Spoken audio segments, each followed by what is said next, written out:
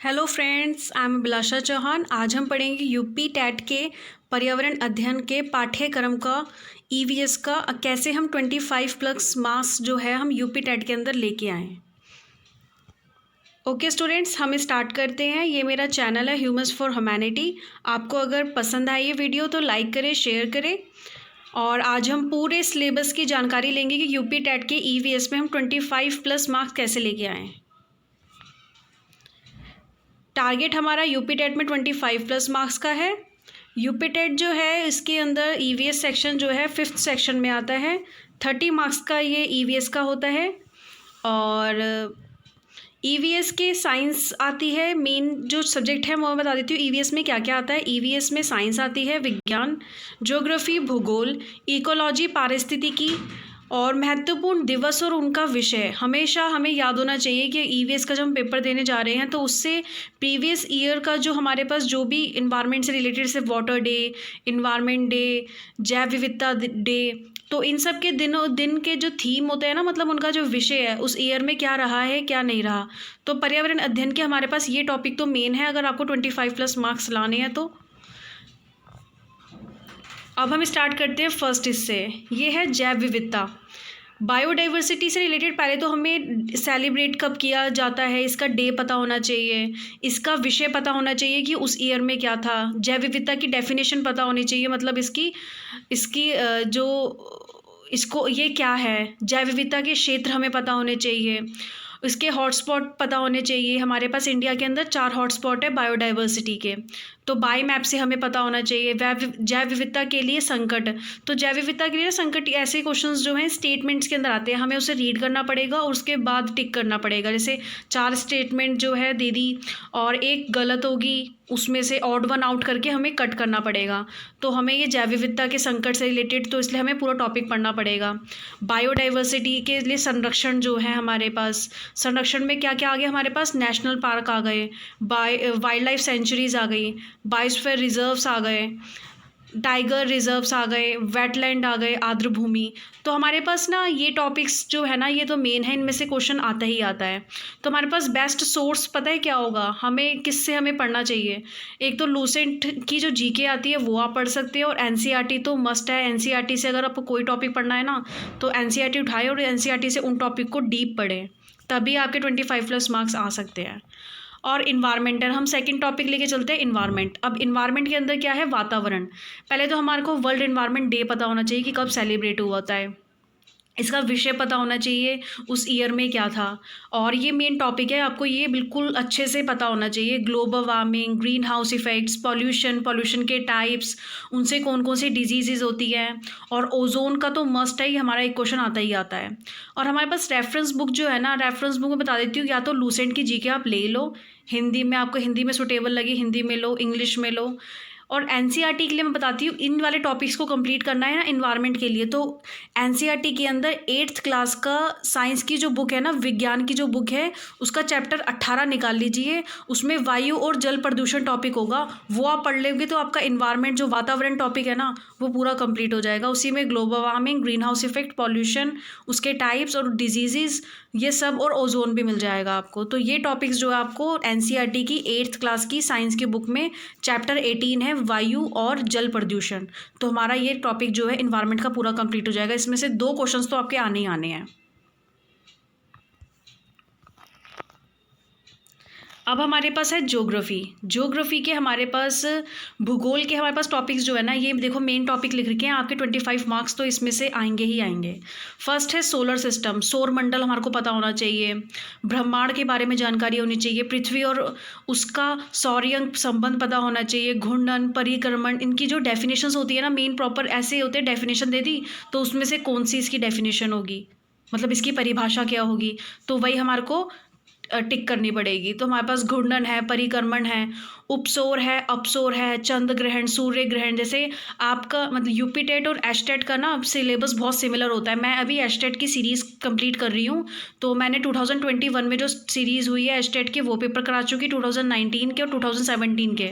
तो आप मेरी प्लेलिस्ट में जाओगे डिस्क्रिप्शन बॉक्स में, तो आपको इसकी प्लेलिस्ट मिल जाएगी, आपको इसकी रिवीजन हो जाएगी। अक्षांश देशांतर, ये मतलब ये टॉपिक जो है ना हमारे पास भूगोल की, आप इसका स्क्रीनशॉट ले सकते हैं।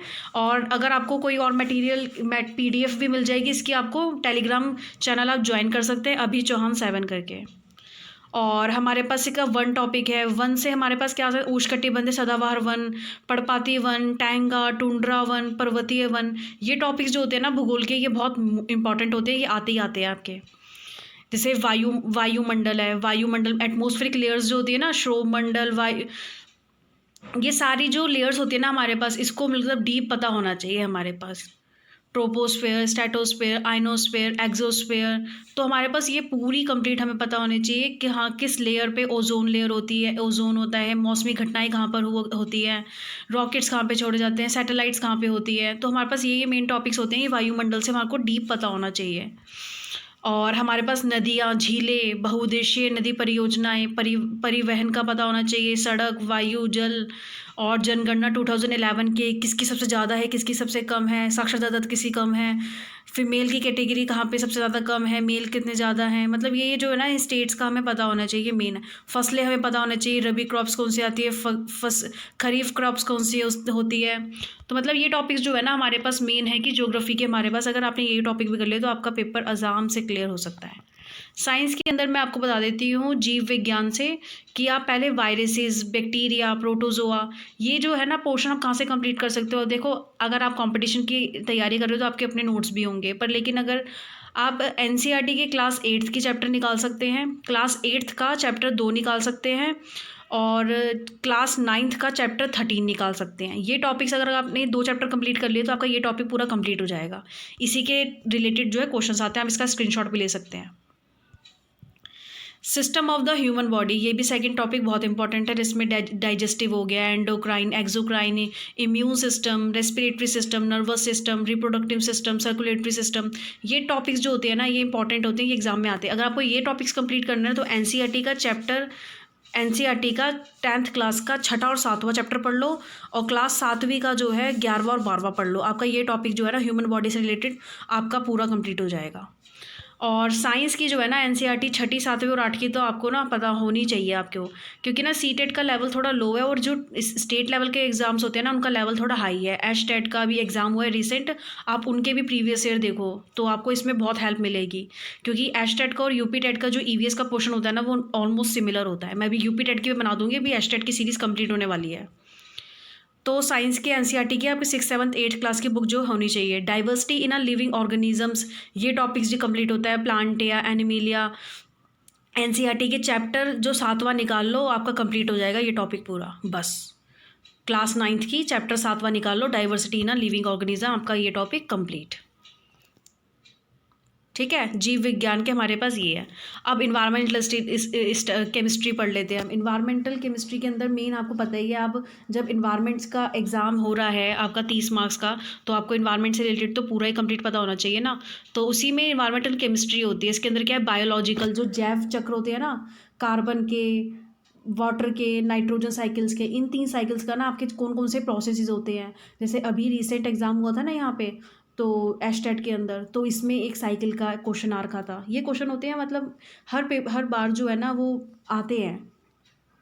NCERT का चैप्टर 9वां निकाल लो, क्लास 9 का चैप्टर 14, 15 और 16, आपने ये 3 टॉपिक कर लिए तो आपका ये पूरा इन्वायरमेंटल स्टडीज़ जो है ना, इन्वायरमेंटल केमिस्ट्री, ये आपका पूरा कंप्लीट हो जाएगा। जिसमें आपका जैव चक्र हो गया आपका, ठीक है, आपका कार्बन, इसमें साइकिल्स हो गई, चक्र हो गए सारे कंप्लीट।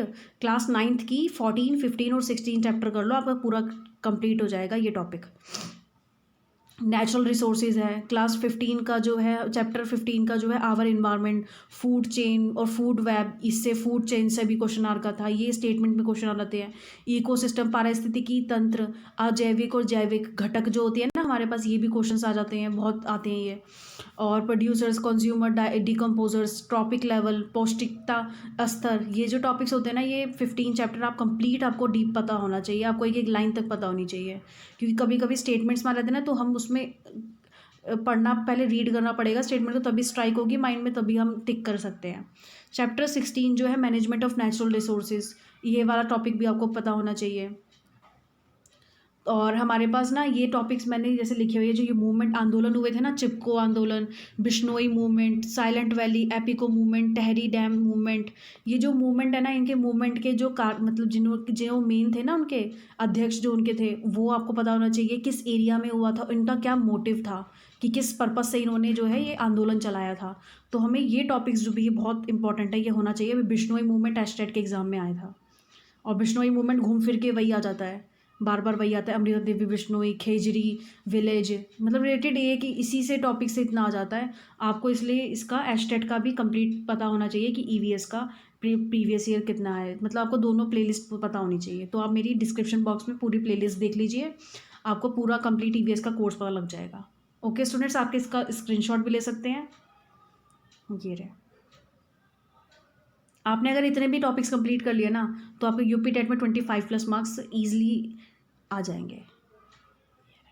अगर आपको ये वीडियो पसंद आए तो ह्यूमन्स फॉर ह्यूमैनिटी पे लाइक करें, शेयर करें और सब्सक्राइब करें। ये मेरा चैनल है ह्यूमन्स फॉर ह्यूमैनिटी अभी। Thank you.